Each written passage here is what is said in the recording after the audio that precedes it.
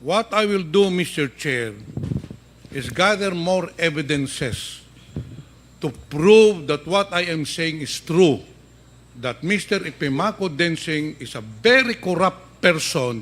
He is a scalawag in the public service. He has been asking commissions for the release of funds for the school buildings. Papatunayan ko next hearing. So in short, you really have a big role.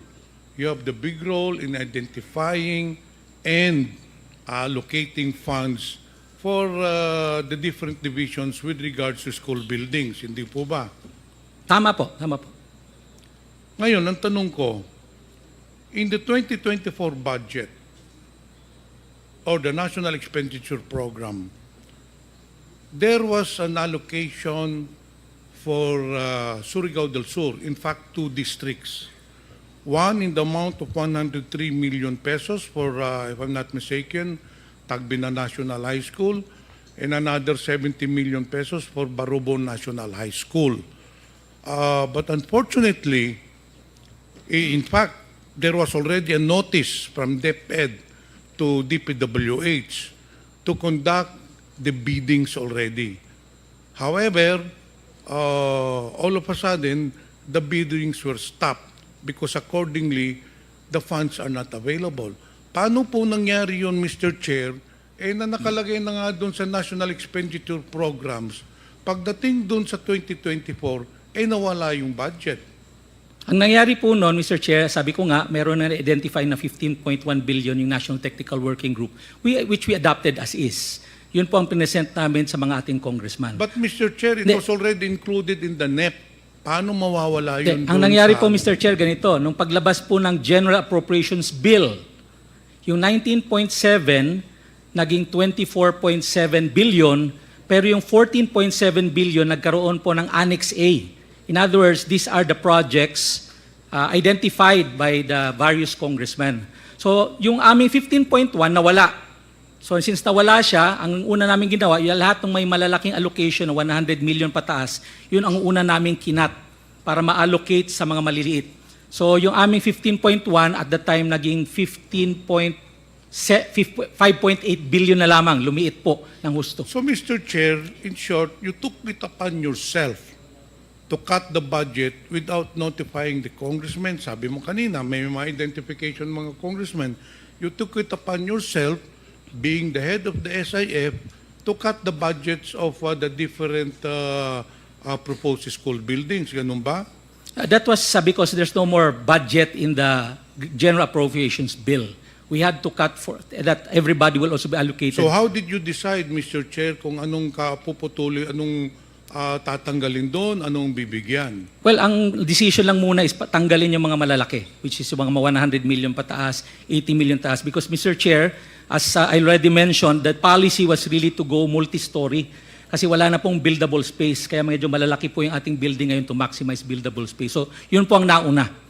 Yung mga 100 million pataas, 80 million pataas. So, yung natira mga 50, 40 million, 2-story, 3-story. Tinanggal ninyo yung multi-story, tinanggal ninyo dun sa district ko, Mr. Chair.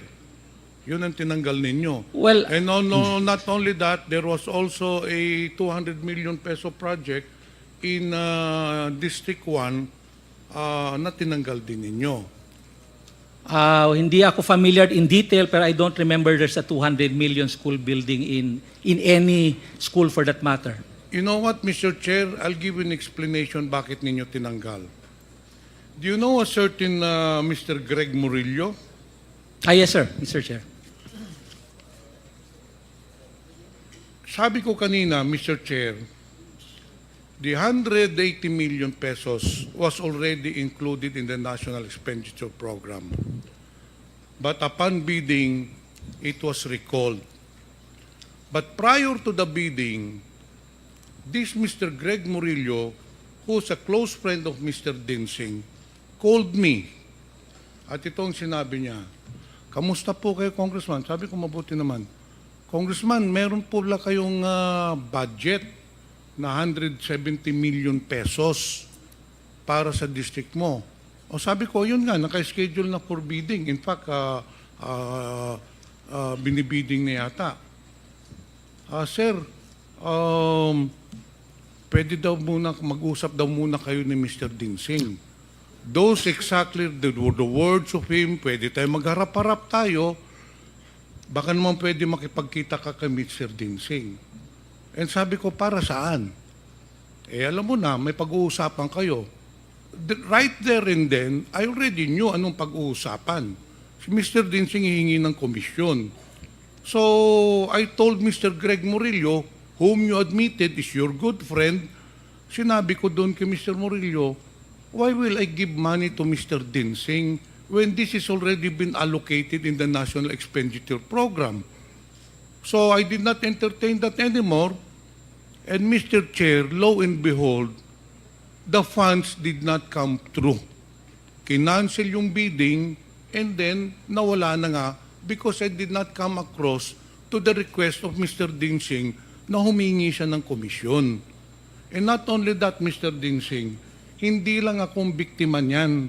Marami pong mga congressmen, and for the record, I want to put it in record, maraming mga congressmen na nagsabi din sa akin that you approach them.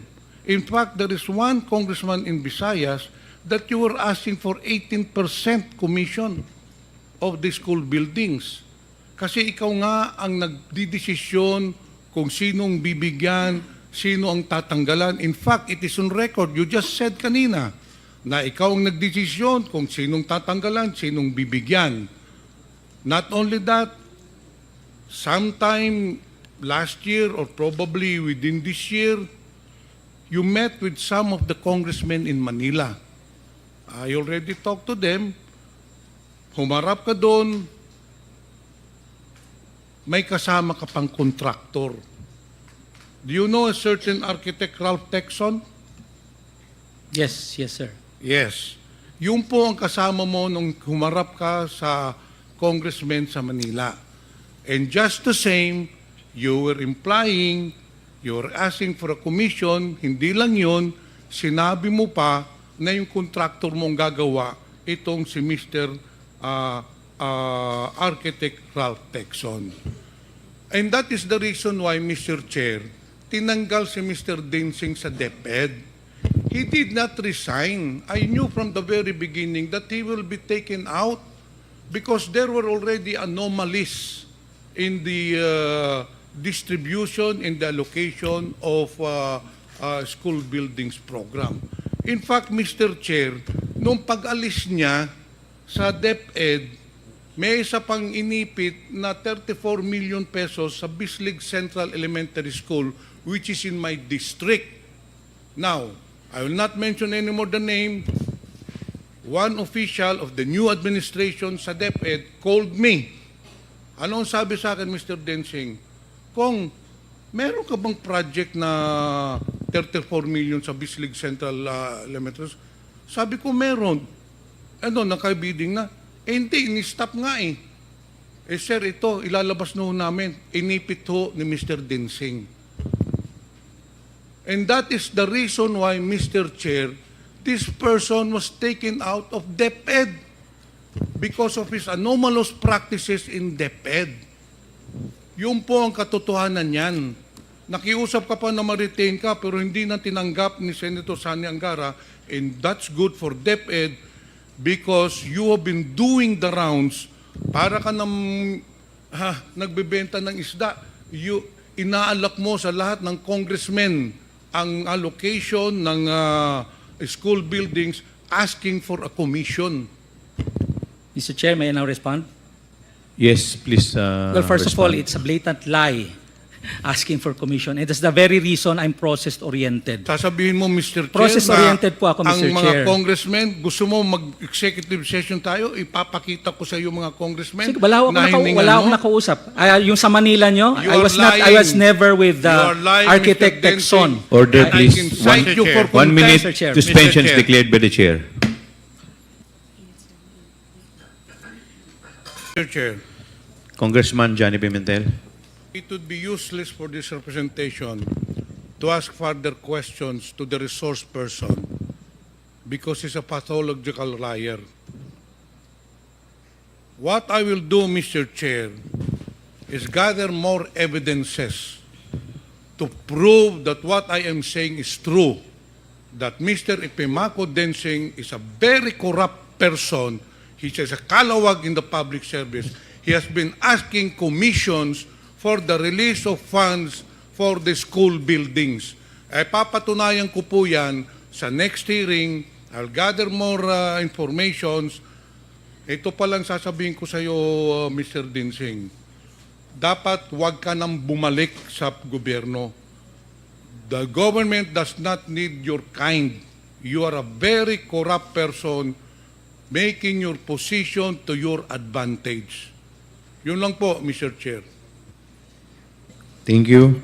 We will now proceed to the next interpellator.